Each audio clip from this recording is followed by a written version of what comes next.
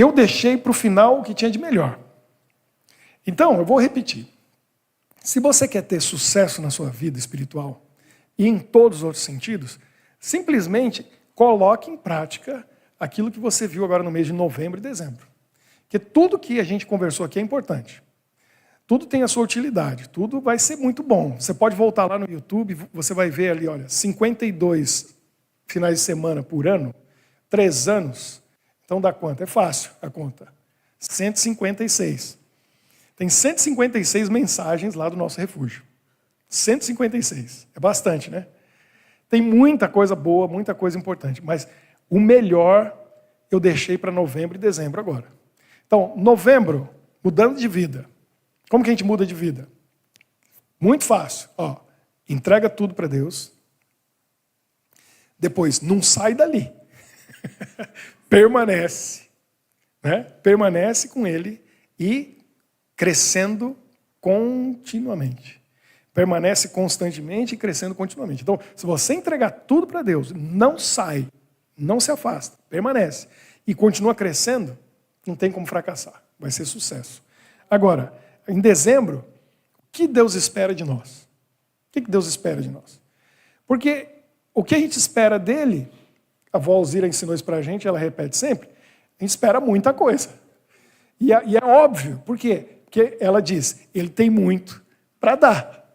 Então, bobo é aquele que não espera nada de Deus, porque ele tem muito para dar. Ele não tem muito, ele tem tudo para dar. Não é? Tudo, tudo. Porque tudo que a gente tem, tudo que a gente é, vem dele. Então, eu espero dele tudo. Porque ele já me criou, ele já me fez, ele me mantém vivo. Tudo que eu tenho vem dele, tudo que eu sou vem dele. Eu espero tudo dele. Agora, o que ele espera de nós? Então, esse mês a gente estudou e está terminando hoje o que nós podemos oferecer em troca pelo amor de Deus. Então, hoje, realmente é muito, muito especial. A gente vai concluir. Tão especial que o pessoal que chegou na terceira música já estava sentando. Não, tinha 4. Hoje eu pedi para ter 4 músicas. Senão o programa ia ficar muito curto, que eu vou falar pouquinho hoje. Hoje vai ser diferente. Que eu falar 1 hora é fácil. Falar 15 minutos é que é difícil. Né? Mas é porque não preciso dizer mais. Já tudo foi dito. O que a gente pode oferecer de volta para Deus, um Deus que ama tanto a gente? Olha, Deus amou o mundo de tal maneira que deu o quê? Seu Filho. Seu Filho unigênito para que todo aquele que nele crê não pereça, mas tenha vida eterna. O que eu ganho em seguir Jesus? Vida eterna. Qual é o preço de uma vida eterna? Qual é o preço? Olha só, é uma coisa maravilhosa. E aí, em João, na carta de João, diz assim, se Deus deu o seu único filho, não dará também com ele todas as outras coisas? Ele já deu o filho, que era o mais difícil, mais importante, mais precioso. Não vai dar também todas as outras coisas? Vai. Mas como que eu recebo isso? Como que eu recebo? Bom, é muito simples. Eu estou só recapitulando, estamos revendo aqui tudo que eu já falei. Eu preciso não confiar em Deus. Isso aí já tem que estar, você tem que estar nesse nível, eu confio em Deus. Eu preciso estar no nível de, como que é agora? Não é se eu confio em Deus, é o quê? Se Deus confia em mim. É aí que é o ponto que eu tenho que chegar. Então, é aí que chega o ponto. O que eu posso oferecer para Deus? Deus dá tudo para nós. Eu confio nele, que ele pode tudo, ele me ama.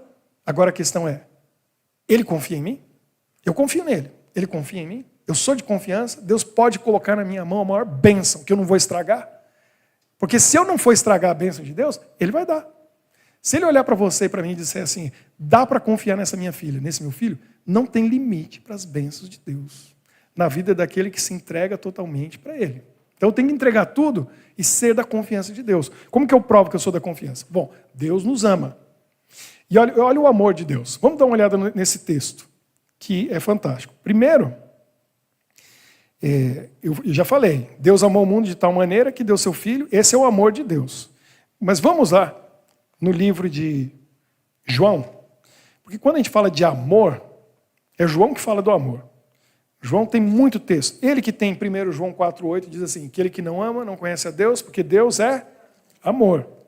Ele entendia do amor. E por isso que ele ficou conhecido como discípulo amado. Amado por Jesus. Estava pertinho de Jesus o tempo todo. João 15, João escreveu aqui o que Jesus falou. Jesus disse assim, no verso 12. Diz assim, o meu mandamento é este, que vos ameis uns aos outros, assim como eu vos amei. Jesus manda que nós amemos uns aos outros. Então, a primeira coisa que eu preciso devolver para Deus é retribuir o amor dele. Ele me ama, e aí eu amo ele de volta. Que tamanho que é o amor de Deus por nós? Olha só. Ele diz assim, verso 13. A gente leu o 12, o 13. Ninguém tem maior amor do que este, de alguém dar a própria vida em favor dos seus amigos. Por que Jesus disse isso? Porque um pai dar a vida por um filho é possível. Um marido pela esposa, a esposa pelo marido, uma mãe pelos filhos, quem sabe um irmão por outro irmão, um filho pelo pai. A gente vê isso, porque tem um amor de família. Agora, alguém conhece alguém que não é da família, um estranho, começa um relacionamento, essa amizade cresce, fica forte, ao ponto de um amigo olhar para o outro e falar assim, eu morreria por você. Que amizade é essa? Pensa nisso. Eu não tenho amigo assim. Eu acho que não. Você tem? Se tiver, você é um amigo assim? Uma amiga assim? É? Capaz de dar a vida por um amigo? Jesus diz que esse é o maior amor. E ele deu a vida por nós, a quem ele chama de amigos. Ele chama a gente de amigo. E eu gosto de repetir isso, que é muito interessante. Lá no Getsêmani, os guardas chegaram, os soldados chegaram para prender Jesus. Judas veio, deu um beijo nele. Ele olha para Judas e ele diz o quê? Amigo. Chama ele de amigo. E não foi falso. Jesus falou, amigo, eu vou morrer por você amanhã. Amanhã não, daqui a pouco, né? Que já era madrugada da sexta-feira. Amigo, eu vou morrer por você, porque Jesus falou que não tem maior amor do que esse, do que dar a vida por um amigo. Jesus ia morrer por Judas, por isso chamou ele de amigo. Eu vou morrer por você. Ele chama a gente de amigo. Então eu sou amigo de Jesus? João 14, 15, diz assim. Então tudo aqui pertinho, né? O que diz João 14, 15? Se vocês me amam, guardem os meus mandamentos. Aí Jesus falou o quê? Quer provar que você me ama? Seja obediente. Guarde meus mandamentos. A gente viu que uma das coisas que a gente pode mostrar o nosso amor para com Jesus, para com Deus, é a gratidão. Gratidão. Ingratidão é uma coisa que parte do coração das pessoas. Você faz tudo por alguém, dá tudo por alguém, e a pessoa não reconhece. Não tem gratidão. Reclamação de muito pai e mãe. Esse filho é ingrato, essa filha é ingrata. Não é? Dá tudo, faz tudo e não tem reconhecimento. A gente não pode ser filho de Deus ingrato. A gente tem que reconhecer. Então eu falei para vocês, Provérbios 3, 6. Já diz assim, reconhece-o em todos os teus caminhos e ele endireitará as tuas veredas. Reconhecer a Deus em tudo. Quem reconhece vai ter um coração grato. E vai agradecer, e vai agradecer. O que mais que a gente precisa fazer? Eu falei da fidelidade. Deus espera de nós fidelidade. Em tudo. Se eu for fiel, eu estou dizendo para Deus, eu respeito, eu me importo e eu amo o Senhor. Por isso eu sou fiel. Ele é fiel para com a gente? Ele cumpre as promessas? Todas. Deus é fiel. Então, ele espera que nós demonstremos para ele amor. Como que eu demonstro amor? Através da gratidão, através da fidelidade.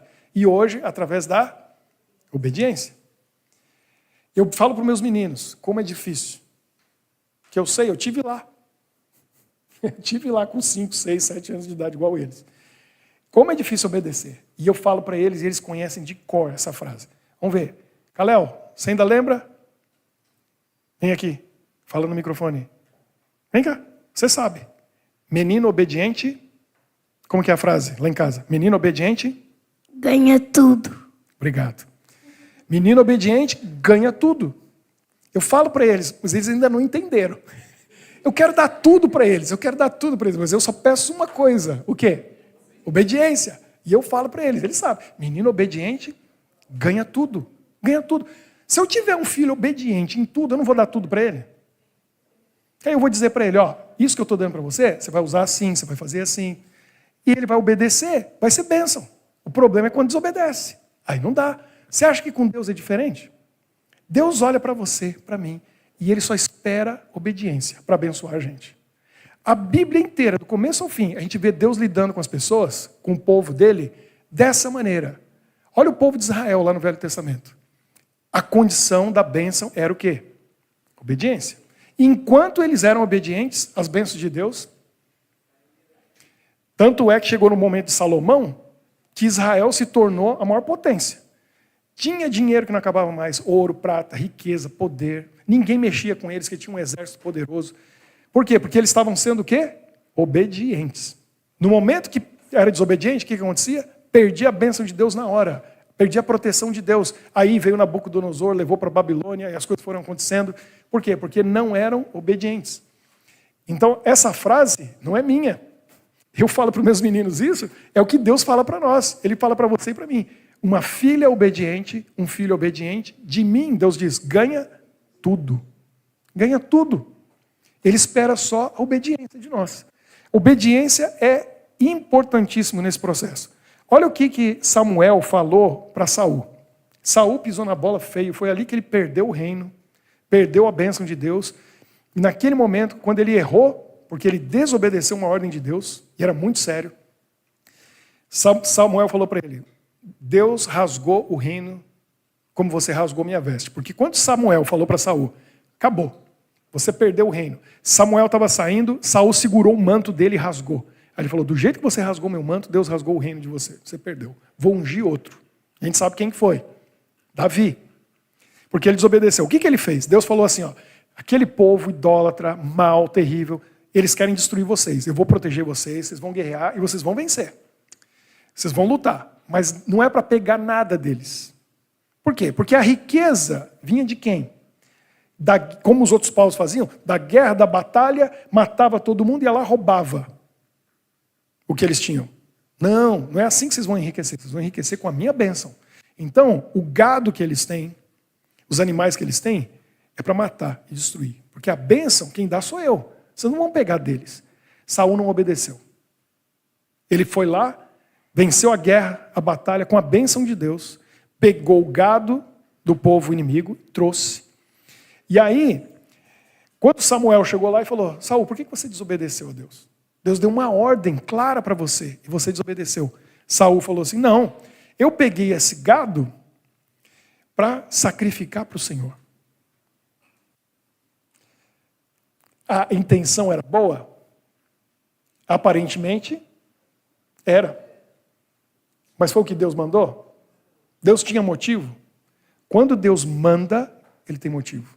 Quando tem um mandamento na Bíblia, e são muitos, todos eles têm um motivo por trás. Quando Deus pede obediência de nós, tem um motivo. Sabe o que estava por trás daquela atitude de Saul? Pensa um pouquinho. Por que você acha que ele pegou aqueles animais todos, trouxe e falou, eu vou sacrificar? E ele ia fazer isso mesmo, ele ia sacrificar para o Senhor. O que ele ganhava com isso? Qual o motivo? Na hora de fazer o sacrifício, quem conhece um pouco da Bíblia, no Velho Testamento, sabe que eles tinham que oferecer o que para Deus? O melhor. É o meu melhor, do que eu tenho. Daquilo que eu tenho, eu vou oferecer o melhor. Então era o cordeirinho branquinho de 1 ano, perfeito, que era sacrificado a Deus. Os outros animais que eram sacrificados eram o melhor que eu tenho. Aí Saul pega, traz lá dos amalequitas, vai sacrificar para Deus, e o que ele tinha de melhor, deixa guardado. Não preciso mexer no que é meu. Eu vou sacrificar o que é do outro. E é sacrifício isso? Não é sacrifício nenhum. Eu roubei do outro, eu sacrifico do outro. Ó, Senhor, estou te dando aqui o que eu tenho de melhor, roubado do outro. Vale alguma coisa? Não vale nada. Você acha que Saul estava enganando quem? Fazendo isso? Ele mesmo. Porque Deus falou, você acha que eu sou bobo? Está brincando comigo? Eu quero o melhor do que é teu, não o que você está roubando do outro. Ele desobedeceu e ali ele perdeu. E aí Samuel diz Isso, Samuel 15, 1 Samuel 15, 22. Samuel, porém, respondeu: acaso tem o Senhor tanto prazer em holocaustos e em sacrifícios, quanto em que se obedeça a sua palavra? A obediência é melhor do que o sacrifício, e a submissão é melhor do que a gordura de carneiros. Então aqui que está a frase, quando Samuel diz assim: melhor é obedecer a Deus do que sacrificar. Eu não quero sacrifício. Eu quero o quê? Obediência. Sacrifício é importante? É. Só que vem depois da obediência. Primeiro você tem que obedecer. Se você não obedece... Então eu falei aqui da fidelidade. A fidelidade nos dízimos, nas ofertas. A fidelidade nos mandamentos de Deus, inclusive o 4º mandamento. A gente tem que ser fiel. Adianta a pessoa ser fiel, trazer o seu dízimo à casa do tesouro, fazer tudo isso, se ela não é obediente? Não vale nada. Não vale nada. O sacrifício não vale nada. Não adianta. Melhor não dá. Então tem gente que parece um fiel cristão, está lá fazendo a sua parte, dando o seu melhor, mas se na sua vida não é obediente, não tem valor nenhum. Era o caso de Saul. Não tem valor nenhum. Olha o que diz Filipenses 2, 5 a 8. Filipenses, aqui, nessa carta, Paulo está descrevendo, falando sobre Jesus. Que ele veio, deixou o trono do universo, onde ele reinava, onde ele sentava ali como criador do universo e veio aqui para viver entre nós. E olha o que ele diz. Ele diz assim, Filipenses capítulo 2, versos 5 a 8. Seja o modo de pensar de vocês o mesmo de Cristo Jesus, que apesar de ser Deus, não considerou que a sua igualdade com Deus era algo que deveria ser usado como vantagem. Antes, esvaziou a si mesmo, assumindo a forma de... Não é homem que fala aqui. A gente pensa, uma forma de homem, não. Ele diz, forma de servo. Ele veio para servir. Ele tomou a forma de servo, tornando-se semelhante aos homens, sendo encontrado em figura humana. Humilhou-se, e agora vem o que é mais importante para mim nesse momento. Humilhou-se e foi obediente até a morte, e morte de cruz. Pense nisso. Jesus veio para ser um servo, para servir. E ele foi obediente até a morte. Morte de cruz. Quero concluir. Eu falei que ia falar pouco. Já revisei tudo, agora vamos para o final. Caser, está ali o Caser? Não saiu? Tem uma imagem que eu deixei. Tem aí a imagem? Para a gente colocar aqui na tela? Acho que o Caser não esperava que ia ser tão rápido. Aí ele foi beber água. Tem uma imagem que eu quero colocar aqui para vocês, para a gente pensar e refletir em algo muito profundo que eu ouvi nessa semana. Antes da imagem aparecer ali, quero dizer para vocês que eu ouvi uma frase, acho que faz uma semana, ou esses dias. Uma frase tão profunda, que eu tive que ficar pensando por muito tempo, para poder entender. Já viu um negócio desse? Eu fiquei pensando. E aí eu levei para a pessoa mais inteligente que eu conheço para me ajudar. Quem que é? O Toff. É boa. O Toff. Não, o Toff não ia chegar lá. A mamãe do Toff. Que me ajudou a chegar à conclusão que eu estava chegando. Mas eu fiquei olhando aquela frase, repeti aquela frase, pensei, ouvi em inglês, traduzi para o português. E eu falei, isso aqui é profundo demais. Está complicado demais para mim. Mas tem uma imagem lá, eu quero ver se o Casa consegue colocar para a gente. Vai colocar ali, vai colocar aqui na tela. Eu vou dizer a frase para você ir pensando até eu poder explicar melhor isso aqui. Olha só. Bom, em inglês está dizendo assim, e aí vai ficar mais complicado ainda. Em inglês está assim, in the absence of that which you are not, that which you are is not.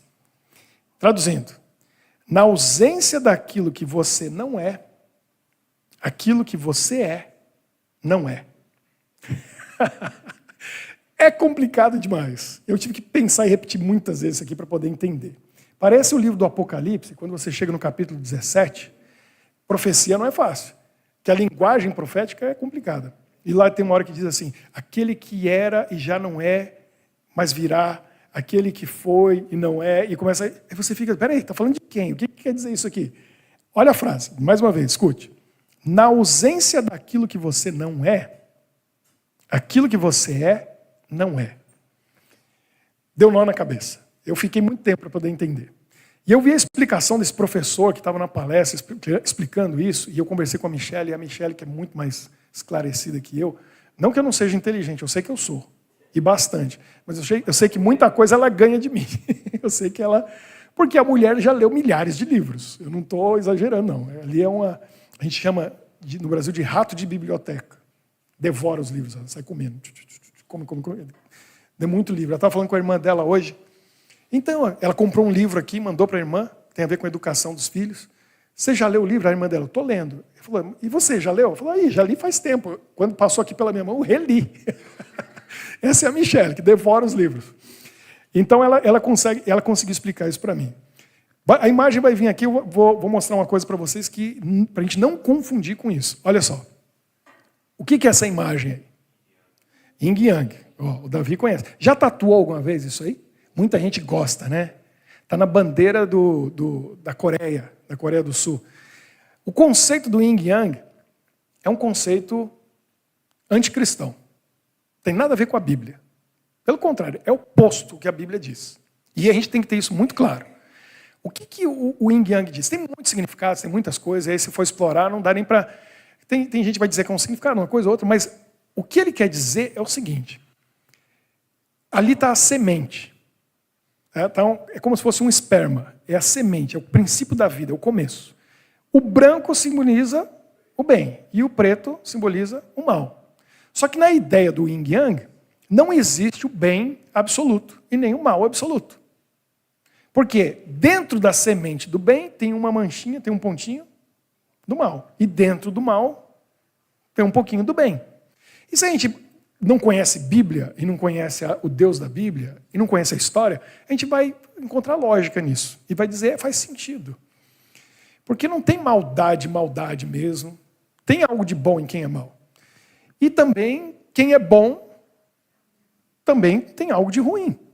Esse é o mundo que a gente vive. E a gente pode pensar, isso aqui faz sentido, isso é verdadeiro.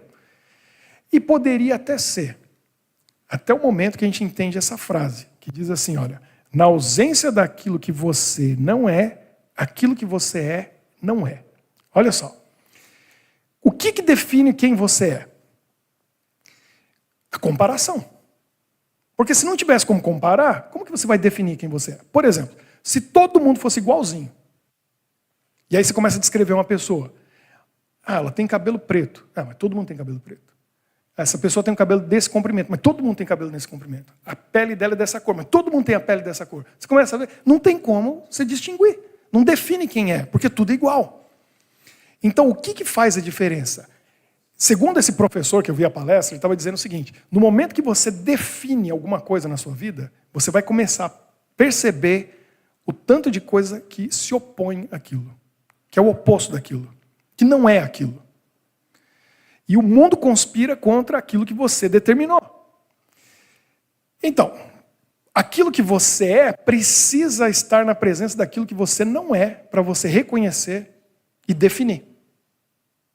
Por exemplo, se eu falar, eu sou honesto, e eu estou definido, eu sou honesto. Mas como que eu sei que eu sou honesto? Porque ao meu redor está cheio de gente desonesta. Porque se todo mundo for honesto, existe honestidade? Se todo mundo é honesto, existe honestidade? Nem existe, não precisa nem da palavra, porque todo mundo é honesto. Então não tem nem por que a gente falar sobre honestidade e desonestidade. Então o que define a honestidade? É perceber que tem desonestidade, aquilo que a gente não é. Então, aquilo que eu sou, eu percebo através daquilo que eu não sou. Por isso que, na ausência daquilo que eu não sou, se eu não tenho aquilo que eu não sou, aquilo que eu sou, não é. Não é. Porque não precisa. Olha só, antes de surgir o pecado, existia bem? Alguém parava para pensar como Deus é bom? Como Ele é bom? Só tinha o bom. Exatamente. Então não existia bem e mal. Porque só tinha o bom. Olha o tanto de palavra que a gente tem no nosso dicionário, no nosso vocabulário, que surgiu depois do pecado. Porque não existia. Não existia mentira, morte, falsidade, medo, doença, desonestidade. Não tinha nada disso. Essas palavras tiveram que ser criadas porque passaram a existir. Por isso que quando Deus chega para Moisés, e Moisés fala assim, tá bom, eu vou lá falar com o faraó. Cara, você pode tirar a imagem. Essa imagem eu não quero levar na minha cabeça, não. Ó, quem que eu falo que está me mandando? Aí Deus falou assim, diz que é o Deus. Qual é o nome que ele deu? Eu sou. Porque só tem um que é ele. Deus é. Ele é o quê? Ele é quem ele é. Ele não precisa de um referencial externo para dizer quem ele é. Ele não precisa do mal para mostrar que ele é bom. Ele é. E o universo era bondade, amor, harmonia, felicidade, era perfeito.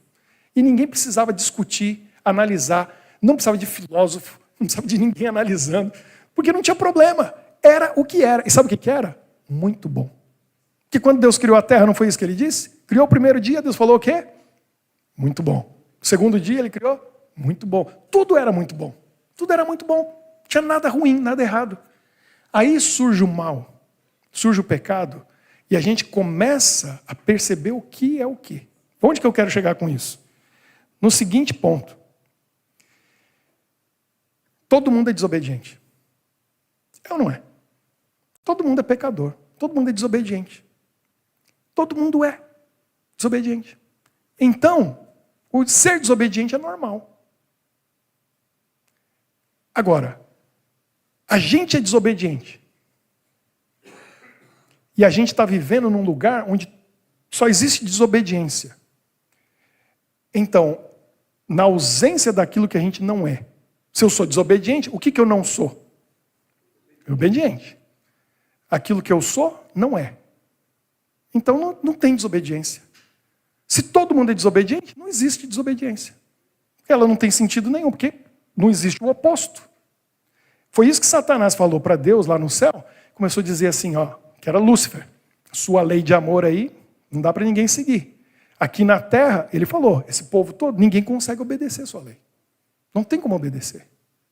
E aí vem Jesus, como um homem, em forma de servo, e vive uma vida, segundo o que a gente leu aqui em Filipenses, de o quê?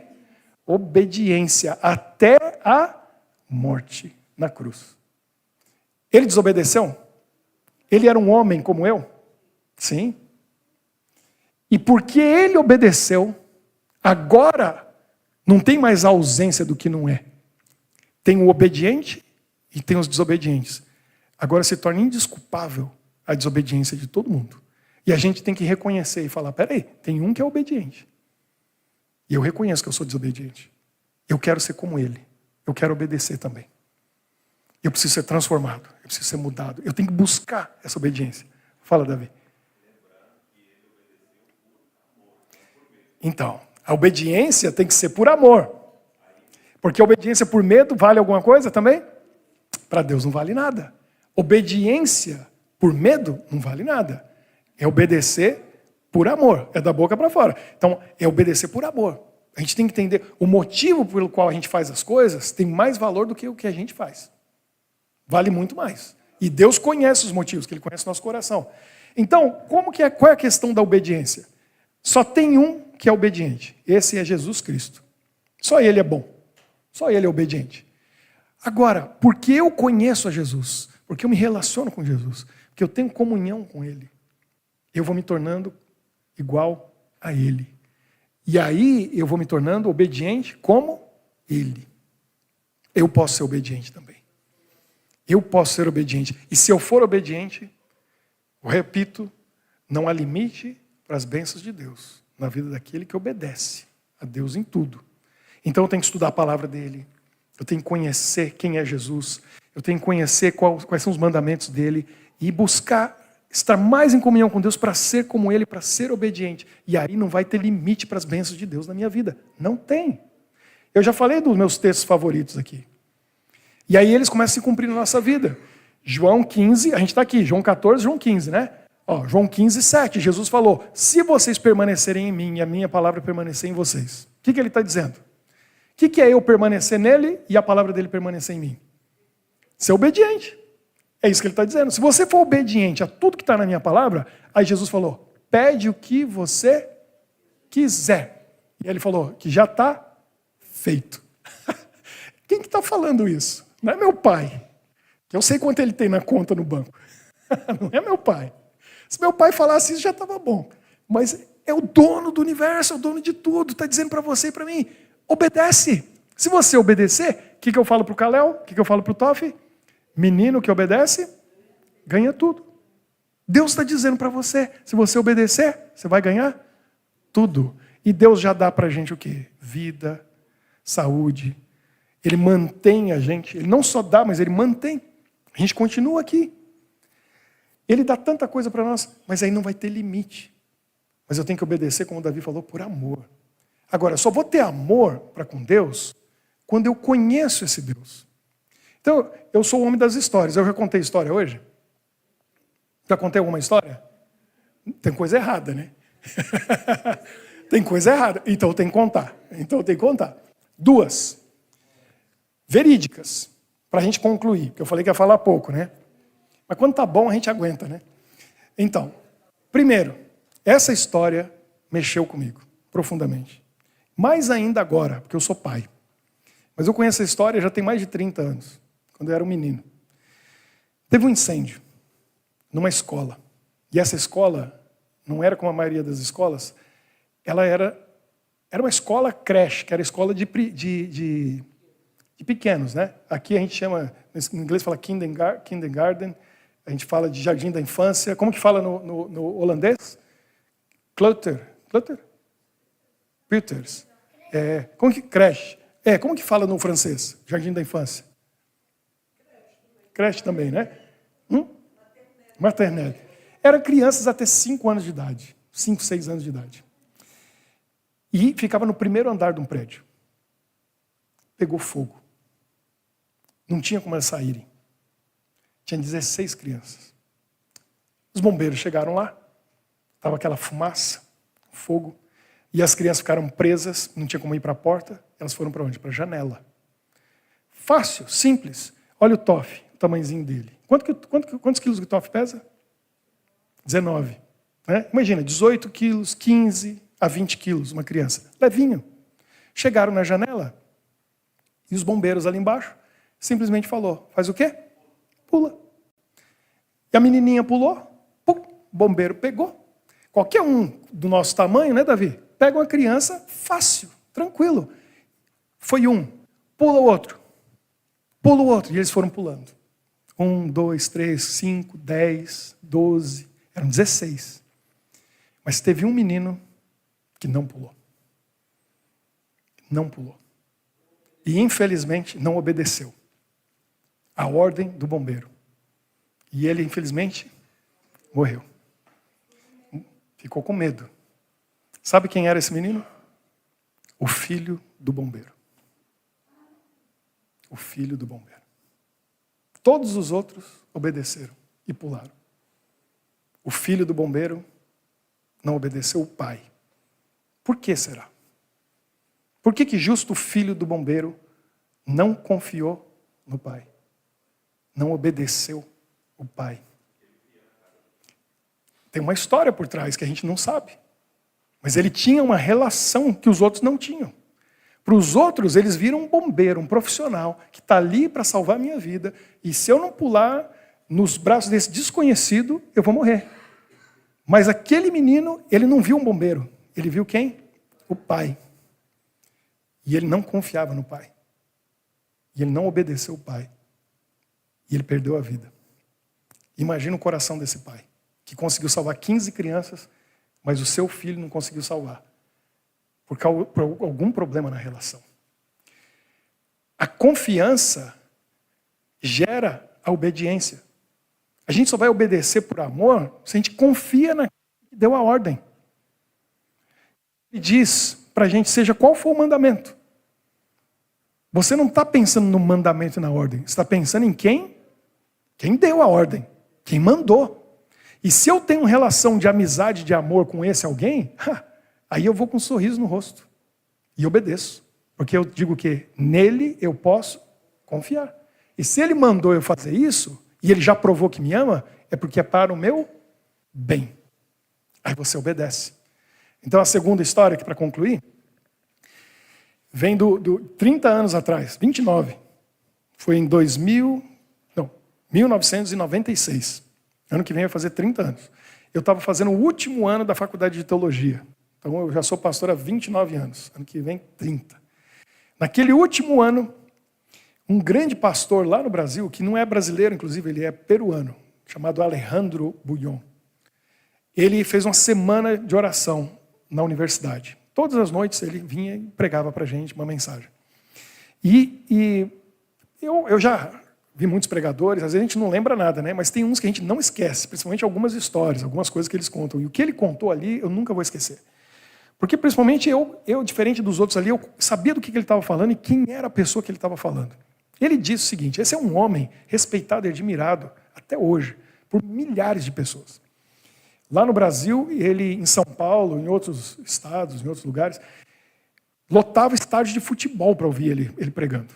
20 mil pessoas, 30 mil pessoas, às vezes mais, 50 mil pessoas vinham para ouvir a pregação dele. E esse homem, que escreveu dezenas de livros, eu já li alguns deles, disse naquela semana o seguinte, que ele estava passando por problemas espirituais, dúvidas, lutas interiores. Eu fiquei pensando, eu estava no meu último ano, para ser um pastor, estudando ali a faculdade de teologia, para ser um pastor, eu fiquei pensando, se esse homem passa por isso, que dirá eu, né? Eu fiquei pensando, mas que problema que esse homem passa espiritual, que dúvida que ele tem? Bom, então ele disse que ele foi procurar um pastor aposentado. E pela descrição, eu sabia, porque meu pai era amigo desse pastor. Ele não falou o nome, mas ele falou, mora em tal lugar, e começou a descrever e tal. Eu falei, eu sei quem é. E eu conhecia esse homem. E aí ele falou que ele foi na casa desse pastor, conversou com ele há algum tempo, e ele disse o seguinte, que na conversa ele percebeu que as dúvidas dele, os problemas dele eram tudo bobagem. Estava tudo certo. Era só, quem sabe, estresse, era coisa da cabeça dele. Estava tudo bem. Quando terminou a conversa com o pastor orou por ele. E aí você imagina, um homem como esse, quem que é o mentor dele? Quem que é o guia dele? É um homem de uma fé, tem que ser maior, né? Ele não ia procurar conselho no mais fraco. Ele foi procurar o mais forte que ele conhecia. Aí ele olhou para esse pastor, depois que orou, na hora de despedir, segurou na mão dele e olhou para ele e falou assim, pastor, eu tenho uma pergunta para te fazer. Por que quando eu converso com você, converso com o Senhor, eu escuto a sua voz e parece que eu estou ouvindo a voz de Jesus? Por que quando eu pego na sua mão, a impressão que eu tenho é que eu estou segurando na mão de Jesus? Quando o Senhor fala comigo, parece que é Jesus que está falando comigo. Por quê? Sabe o que o pastor falou para ele? Não sei do que você está falando, meu filho. Ele não percebia. Ele não sentia isso. Sentia quem está de fora. Aí o pastor Alejandro Bullón, que é muito inteligente, pensou, eu vou ter que mudar a minha pergunta, senão eu não vou chegar à resposta. Aí ele mudou a pergunta. Ele perguntou o seguinte, tá bom, pastor, me diga uma coisa. Quanto tempo por dia o senhor passa com Jesus? Orando, lendo a Bíblia, em comunhão com Jesus? Aí ele tinha uma resposta. Foi objetivo. Ele falou, bom, meu filho, agora que eu estou aposentado, eu passo 6, 7 horas por dia, lendo a Bíblia e orando. Aí o pastor Bullón falou, já entendi. E foi embora feliz. Por que ele falava como Jesus? Por que ele olhava como Jesus? Por que ele tocava como Jesus? Porque ele vivia com Jesus. Quando a gente vive com alguém, a gente fica parecido com essa pessoa. É ou não é? Meu pai e minha mãe estão juntos, casados. Esse ano, 52 anos. Mas eles já namoraram, tempo de noivado e namoro, põe mais 6 aí. E antes dos 6 anos que eles estavam namorando e noivado, porque eles estavam estudando, não podiam casar ainda, eles foram amigos mais 2. Faz a conta. Já dá 60, né? 60 anos juntos. Tem foto do meu pai e da minha mãe que você olha assim, você fala, são irmãos? Porque ficaram parecidos até na aparência, de tanto conviver. A Michelle está comigo há 22 anos, a gente estava fazendo 21 e meio. Maio do ano que vem, que a gente começou a namorar faz 22 anos. Hoje de manhã a gente estava no carro indo para uma igreja, que eu fui pregar, e ela falou para mim, a gente começou a falar algumas coisas, ela falou, como a gente é parecido. E ela falou, nisso. Eu falei, também 22 anos juntos, né? Chegou uma hora que a gente começa a pensar igual, começa a ficar parecido. Fisicamente nunca vamos ficar parecido, porque ela é bonita demais, né? Eu não tenho essa pretensão. Isso não concordo, tá vendo? Todo mundo concorda. Graças a Deus, olha os meninos bonitos ali, né? Puxaram a mãe. Muito bonitos os meninos. Mas é isso que é o segredo. Se eu conviver com Jesus, eu vou me tornar parecido com Ele. E aí eu vou obedecer como Ele obedece. Eu vou ser grato a Deus, eu vou ser fiel. Eu falei para vocês que o nosso refúgio mudou a minha vida. Por quê? Porque as mensagens que eu trago aqui, eu garanto para vocês, vêm da palavra de Deus. E olha quantos textos a gente leu hoje. Alguns, né? Agora, eu vir aqui e falar tudo isso, que é a verdade, é a palavra de Deus, não ia mudar nada na minha vida, se eu não colocasse em prática. E a Michelle vinha falando para mim há anos, ela brincava comigo, né? Aconteceu uma coisa em casa, ela falava assim, sabe que eu ouvi um pastor falando uma vez? Aí eu já sabia, né? Estava falando das minhas mensagens. E ela puxando minha orelha, ó. E aí, às vezes, ela falava para mim, você precisa viver e praticar os seus sermões. Quando eu comecei a fazer isso, mudou tudo na minha vida. O que eu fiz? E eu falo para vocês, eu oro por vocês, e eu vou pedir hoje que eu estou me despedindo, para vocês orarem por mim. Porque eu oro por vocês todos os dias, todas as madrugadas, das 3 às 4 da manhã. E eu estava pensando, esse é o primeiro ano da minha vida que eu posso dizer, porque ano passado eu fiz isso também, mas não foi o ano inteiro. Esse é o primeiro ano da minha vida, 2025, que eu posso dizer, de 1º de janeiro a 31 de dezembro, eu passei todas as madrugadas com Jesus. Todas. Pelo menos 1 hora. Aí eu fiz as contas. 1 hora todo dia é pelo menos 365 horas que eu passei com Jesus esse ano, em oração, prostrado, orando, conversando com Ele.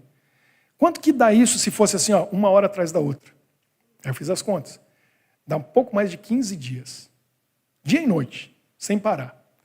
Se eu ficasse 12 horas, tira um tempo para dormir e fazer outras coisas, seria 1 mês, passando 12 horas por dia. Mas ninguém faz isso, né? E aí você vai diluindo, você vai entendendo. Mas essa 1 hora por dia, o ano inteiro que eu passei com Jesus em oração, pelo menos, que tem dia que é 1h30. Começa às 3, acaba 4h30 da manhã. Minha esposa e meus filhos viram a mudança. Eu vi a mudança. Eu reconheço. Quando eu olho no espelho, eu falo, quem é esse? Não é o que começou o ano. Ele que está terminando o ano, não é o que começou o ano. Por quê? Porque eu passei tempo com Jesus. É isso que a gente tem que fazer. Se a gente faz isso, a gente é transformado.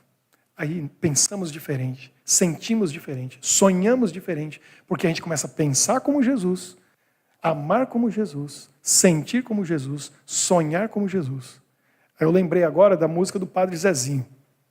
Quem conhece a música do Padre Zezinho? Amar como Jesus amou, viver como Jesus viveu. Não é? Está certíssimo. Tarefa de casa. Coloca no YouTube, Padre Zezinho. Coloca ela para você ouvir. Que aquela é a mensagem. É viver como Jesus viveu. É amar como Ele amou. Mas como que eu vou aprender isso? Eu tenho que passar tempo com Ele. A gente só dá tempo para aquilo que tem valor e importância para nós. E se eu tenho tempo para Deus, você está dizendo o que para Ele? Que Ele é importante para você. Que Ele é essencial para você. Que Ele é prioridade na sua vida. Essa é, sem dúvida, hoje é dia 27 de dezembro. Dia 1º está chegando. O ano novo, resolução de ano novo. Esquece todo o resto. Não importa. Se você decidir só isso, eu vou passar mais tempo com Jesus, todos os outros planos e sonhos, Ele vai realizar na sua vida. A decisão que você tem que tomar é só essa.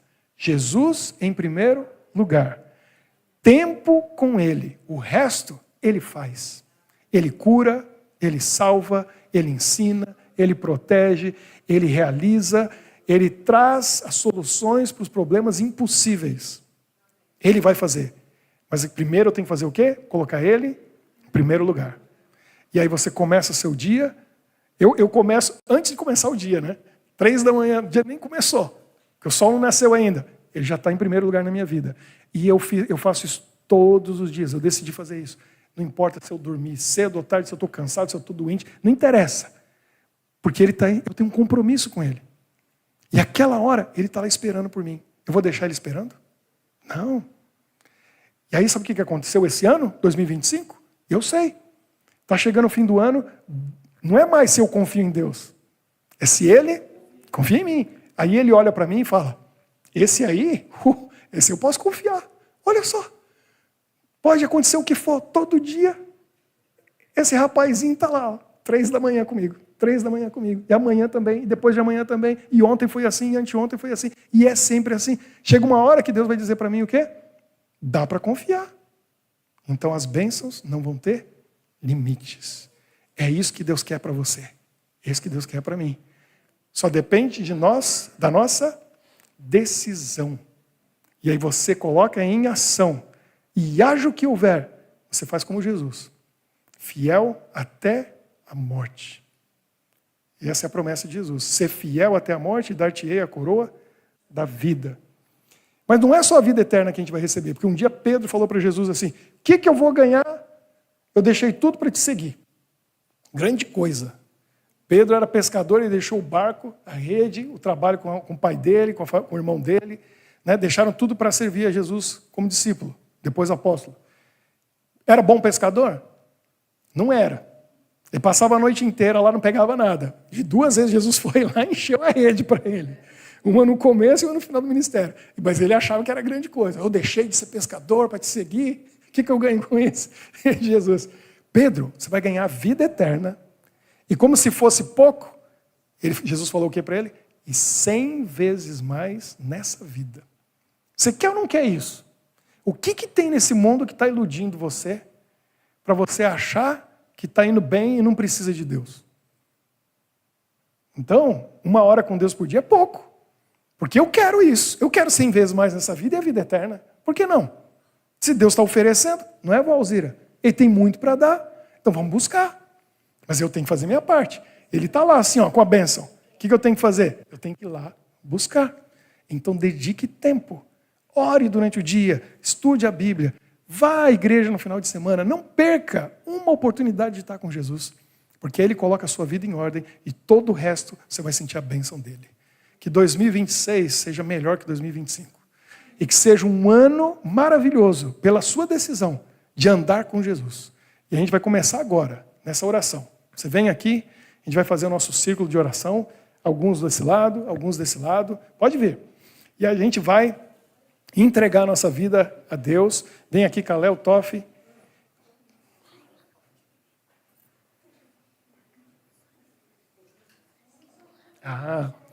Tá bom. O Kalel fez uma pergunta importante, porque ele é muito inteligente. Ele falou, e a professora daquelas crianças? Ela também conseguiu escapar? Ele ficou preocupado. Sim, Kalel. Todo mundo conseguiu. Só aquele menino que não. Ela pulou também a janela. Ela conseguiu pular. Não precisou do bombeiro segurar ela. Eles têm uma cama elástica assim, ó. Os bombeiros têm, ela pulou e caiu ali. Seguraram ela. As crianças pegaram assim, ó. Tá bom? Você não ficar preocupado. Todo mundo se deu bem. Olha aí que bonitinho esse menino de Jesus, né? Olha o outro aqui. Isso aí. Você também. Não é tão pequenininho, mas... o meninão de Jesus. Que bom. Olha só, a gente podia estar, como a gente sempre fala aqui, em outro lugar, fazendo outra coisa agora, mas vocês resolveram colocar Jesus em primeiro lugar. Né? Isso, sempre. E estão aqui na presença dele para receber essa bênção, para louvar, cantar, adorar e para estudar a palavra dele. Ninguém sai daqui sem a bênção de Deus. Porque Deus está vendo, Ele sabe o que está no nosso coração. Você tirou tempo para Ele, aí Ele diz, eu tenho tempo para você, eu tenho bênçãos para você. E 2026 seja um ano abençoadíssimo para cada um de nós. E que a nossa decisão seja essa, eu vou andar com Jesus, eu vou segurar na mão dEle, eu vou fazer a vontade dEle, eu vou ser obediente à sua vontade sempre. Vamos orar. Senhor Deus, muito obrigado por cada um que veio aqui hoje, cada um que dedicou tempo para estar na tua presença. Obrigado pela tua palavra que falou a nossa mente, o nosso coração. Obrigado pelo louvor que nos aproximou de ti e expressou um pouco da nossa gratidão, daquilo que nós sentimos por ti. Abençoe esse local. Abençoe cada um que participa, ajudando, dirigindo, guiando o nosso refúgio. Abençoe o novo pastor que vai chegar em breve, em 2026, o pastor Eliezer. Ele e a Sabrina, que sejam usados por ti. E nós que vamos seguir, fazendo a tua vontade, nos leve para que o teu plano se cumpra em nós. Abençoe a cada um que vem aqui, cada final de semana, e cada um que acompanha online, em vários lugares, na Bélgica, na Europa, no Brasil, em outros países, que eles sejam abençoados por ti também. E que nós possamos ser obedientes a ti como Jesus foi, em forma de servo, até a cruz. Que nós possamos também obedecer a ti em todos os dias da nossa vida, caminhando contigo, conhecendo melhor esse Deus que nos ama, tendo comunhão através da oração, da leitura da palavra e outras formas também, para que possamos ter confiança total nesse Deus de amor, para obedecermos de coração com amor. Abençoa-nos, proteja-nos, guia-nos e nos dê aquilo que o Senhor tem de melhor para teus filhos que te obedecem e te amam acima de tudo. Em nome de Jesus oramos. Amém. Que Deus abençoe a todos. Amém.